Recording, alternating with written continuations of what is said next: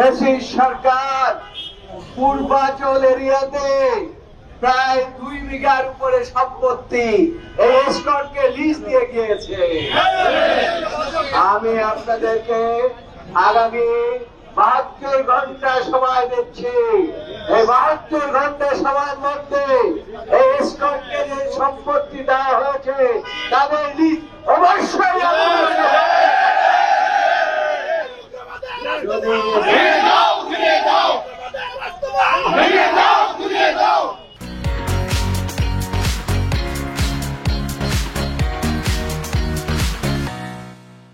এসকর্টের এই সম্পত্তি লিজ দলিল যদি আপনারা বাতিল না করেন তাহলে পরে বলে দিচ্ছি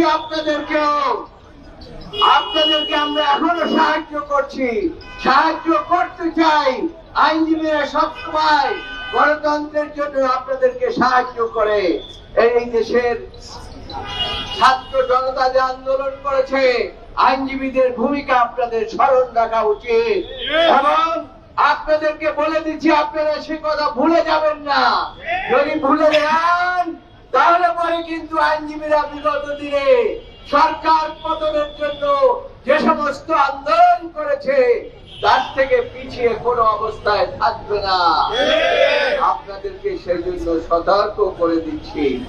আর একটা বলছি, এসকর্ট এই এসকর্ট হচ্ছে একটা মৌলবাদ। বাংলাদেশ মৌলবাদে বিশ্বাস করে না, বাংলাদেশ এইরকম উগ্রবাদে বিশ্বাস করে না। বাংলাদেশের মানুষ অনেক ভালো মানুষ। বাংলাদেশের মানুষ কোন অবস্থায় মৌলবাদী হতে পারে না। আমি তাই বলবো বাংলাদেশের মানুষকে মৌলবাদী বানাবার কোন অবস্থাতে চেষ্টা করবেন না। তাই সরকারকে বলছে এই এসকর্টকে বাতিল করেন। এখানে এসকর্ট নামে কোন সংগঠন দায়িত্ব পালন করতে পারবে না।